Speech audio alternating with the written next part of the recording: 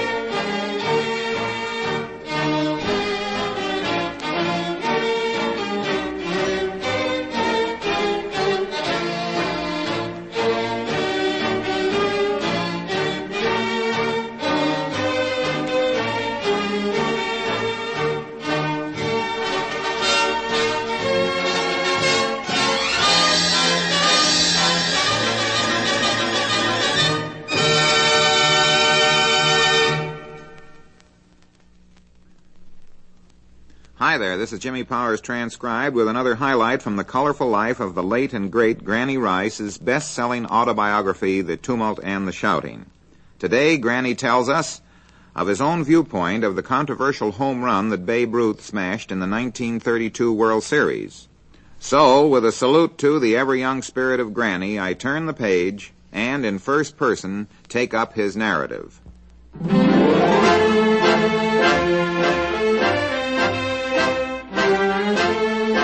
An argument developed in 1932, and it's been popping up intermittently ever since.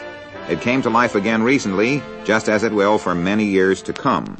Because it involved Babe Ruth and a World Series episode, it will probably never subside. The argument developed over the question of Babe Ruth's calling his home run against Charlie Root in the third game of the Yankee-Chicago World Series. That was the year that the Yankees swept the Cubs in 4 straight.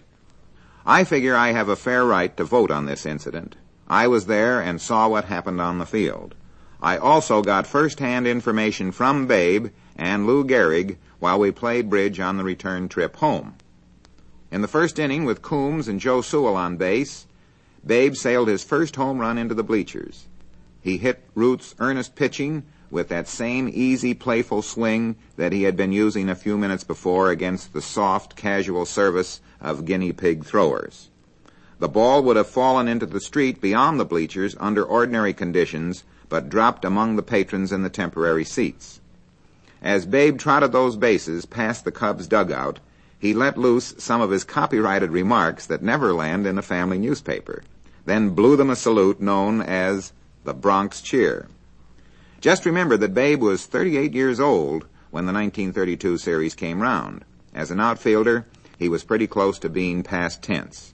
All season, he had been breaking this news to himself as well as the fans. Billy Jurgis, the Cubs manager, hit a short fly to Babe out there in left field. He mauled it about trying for a shoestring catch, and Jurgis chugged into second base. Well, that's when my old pal Babe Ruth looked like a fat man after finishing a 3-legged race at an Elks picnic. It was old Babe then. In the press box, we watched as out on the field, Babe Ruth turned to Earl Coombs in center and gestured wildly. "Hey," he was saying, "my dogs ain't what they used to be. Don't hit 'em out to me. Hit 'em at that youngster over there."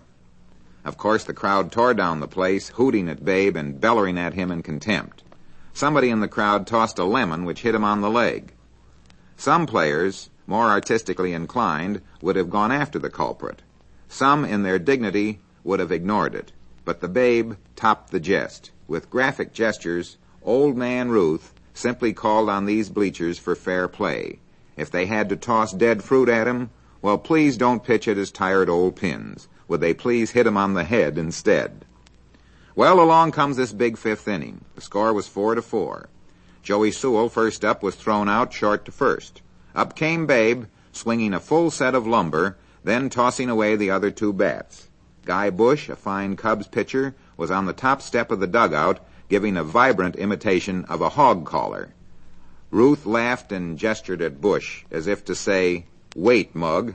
I'm going to park one out of the lot."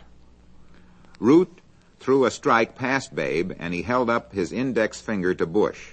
It was like waving a scarlet rug at a bull. Bush went wild. Another call strike, and Bush was raving and blathering like a wild man as he heaped invective on Babe. Babe held up 2 fingers this time. Ruth wasted 2 balls, and the Babe put up 2 fingers on his other hand. Then, with a warning gesture of his hand to Bush, he sent him the signal for all of Wrigley Field to see. "Now," he said, "this is the big one. Look." And that pitch went riding in the longest home run ever hit in the park.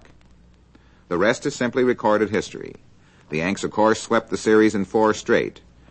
Whether he meant to call a home run or not, he certainly thought he had called it just as it happened. He told the story of the player who had said to him, "Suppose you had struck out instead of hitting a home run." "I never thought of that," the Babe said. "I was only thinking about a home run." A fairly short distance from Chicago, the train came to a stop in a small city. But there were at least 5,000 people present demanding a look at the Babe. Gehrig and I slipped out and stood with the mob as the Babe appeared. This was a historic sight. The roar that went up when he appeared was louder than any I've ever heard. Raising his right hand aloft, he made his address. The crowd didn't want to hear any speech. It wanted to cheer. But between loud roars and applause, it listened. I remember that in his speech, the Babe denounced the Cubs and said he had called and hit the home run to avenge Mark Koenig. The Cubs, he said, were a bunch of bums, so he had bowled them over, and that was one speech I'll never forget. Now this is Jimmy Powers once again, and here today is baseball's Commissioner Ford Frick, who learned his baseball as a player at DePauw University, a very fine university in Indiana. He wrote his baseball as a writer on various papers, including 12 years with the old New York Journal-American. Today, with a human understanding hand, Ford Christopher Frick rules baseball as its commissioner. Ford, it's nice having you here to pull out a few of your own memories about Granny Rice, the Babe, and particularly that shot that Babe landed in Wrigley Field's center field stands. Jimmy, on the subject of Granny Rice, Babe Ruth, I feel I'm sort of prepared to speak, and certainly I'm interested.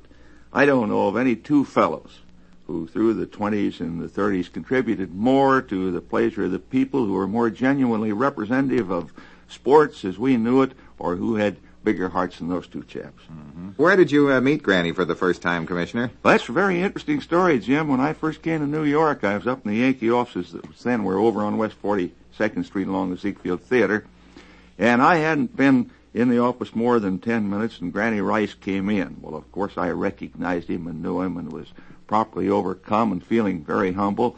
And I never had anyone treat me better than Granny. He came over and introduced himself as if he was someone that nobody had ever heard of, made me feel that I really belonged to New York, took me out, bought me a sandwich and a cup of coffee, and told me more about writing sports in 15 minutes than any man I ever knew. Mm-hmm. He wrote about 67 million words. Now, we know what a deadline is, but we never had to meet anything like that, did we? Or did you? No, and the wonderful thing about it, Jimmy, is that in all those years and all those words, Granny had one great idea, and that was to build up rather than tear down the men who performed sports, and I think for very good reason. I think he always felt that those fellows were heroes to children, and that he didn't want to be the man who uncovered their feet of clay. And, of course, his verse. Well, I've always been partial to verse and poetry. I have a feeling that Granny is going to rate us near the top of our modern American sports poets. He was big in so many ways, just as the Babe was big. Mm-hmm. Commissioner, you heard Granny's testimony concerning that World Series home run that Babe Ruth called, or a lot of people thought he called, in the 32 series against the Cubs. Now, what was your impression or version of that?